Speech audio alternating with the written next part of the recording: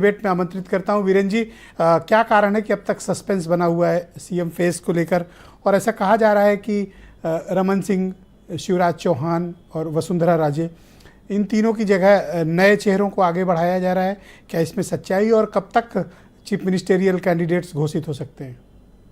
देखिए, अभी इन तीनों राज्यों में कल तो कोई ऐलान होना संभव नहीं है, क्योंकि छत्तीसगढ़ में रविवार को पर्यवेक्षक लोग जा रहे हैं और राजस्थान में सोमवार को, मध्य प्रदेश में सोमवार को।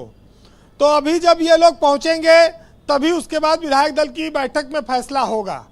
तो फिलहाल अभी कल का दिन तो शनिवार है, रविवार और सोमवार में चीज़ें डिसाइड होंगी। लेकिन इतना ज़रूर है कि बीजेपी में, जैसा आपने कहा कि अगर मुख्यमंत्री पुरानों को बनाना होता, चिर परिचित लोगों को, तो अब तक नाम का ऐलान हो गया होता। इसका मतलब यह है कि पुराने लोग नहीं बनेंगे, नए लोगों पर मंथन चल रहा है। कांग्रेस ने देखिए दूसरे दिन ही उन्होंने मुख्यमंत्री बना दिया, वहाँ शपथ भी हो गई।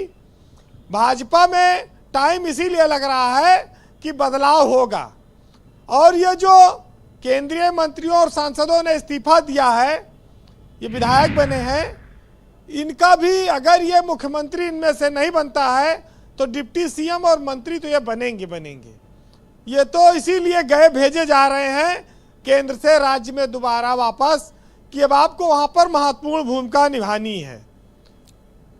ब्रजेश जी, एक बात थोड़ा से जरूर है कि जो भाजपा है उसमें इतना पुराने दूसरे दलों के नेता आ गए कि उसको निर्णय लेने में अब थोड़ा टाइम लगने लगा।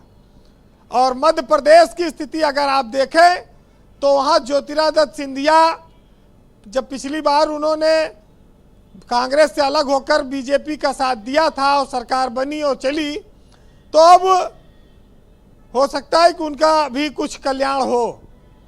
कोई बड़ी बात नहीं है कि तीसरा नाम वो भी उभर कर आए मुख्यमंत्री के रूप में। और आपने देखा भी है कि बीजेपी ने कांग्रेस के लोगों को भी मुख्यमंत्री बनाया है अपनी ही सरकार में, तो दूसरे दल से आने वाले लोग भी बीजेपी मुख्यमंत्री बनते हैं, और उन्होंने भी अपनी परिपाटी बदली है। राजस्थान में नाम चल रहा था कि ओम माथुर, बाबा बालकनाथ, दिया कुमारी और वसुंधरा राजे, लेकिन ये जो बात आई कि अब सत्ताधारी दल के लोग ही विधायक छुपाने लगे हैं, रिसॉर्ट में बैठाने लगे हैं, तो ये बात थोड़ा से निगेटिव हो सकती है। लेकिन इन सब नामों के इतर राजस्थान में एक नाम सुनील बंसल का भी आ रहा है कि वो मुख्यमंत्री अचानक से बनाए जा सकते हैं, और वो हालांकि संगठन के आदमी हैं, भाजपा के राष्ट्रीय महासचिव हैं, लेकिन मुख्यमंत्री तो जिसको हाईकमान चाहे उसको बना सकता है। बहुमत की सरकार बनी है, तो कोई खतरा तो है नहीं। तो ये भी एक बहुत बड़ा फैसला हो सकता है चमत्कारिक रूप से, जो सबको चौंका सकता है।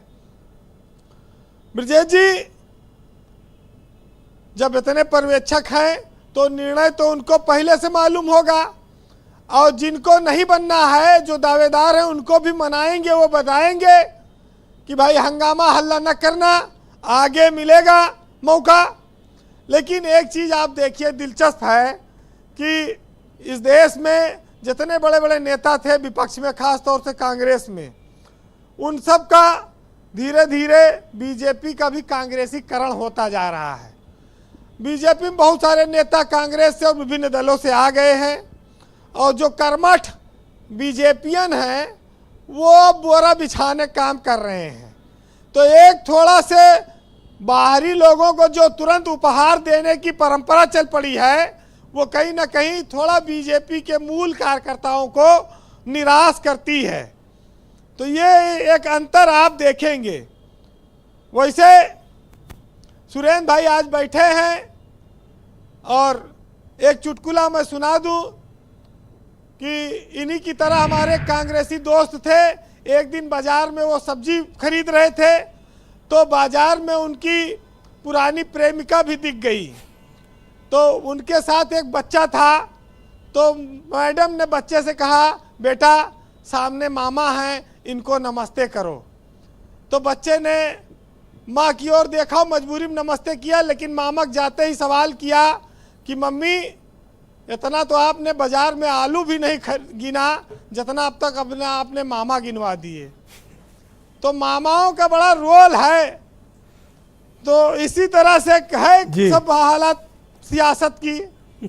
बहरहाल बच्चे बहुत होशियार हैं आज के जमाने में, और जनता भी होशियार है, पार्टियां भी तो होशियार आपको है। देख कर लगता है वीरेंद्र जी कि आप होशियारी क्या है, मतलब तो आपको देख के लगता है। बहरहाल सुनिएगा, मुनव्वर राना साहब ने बहुत मशहूर शेर लिखा है कि दरबार में जब ओहदों के लिए पैरों में अना गिर जाती है, कौमों के सिर झुक जाते हैं, चकरा के हया गिर जाती है। और अब तक तो हमारी आंखों ने बस दो ही मंजर देखे हैं, या कौम के रहबर गिरते हैं या लोकसभा गिर जाती है। बहुत शुक्रिया वीरेंद्र जी, आपका बहुत बहुत धन्यवाद ग्राउंड जीरो से अपने इनपुट, फीडबैक और ऑब्जर्वेशन हमें उपलब्ध कराने के लिए। बहन भाइयों,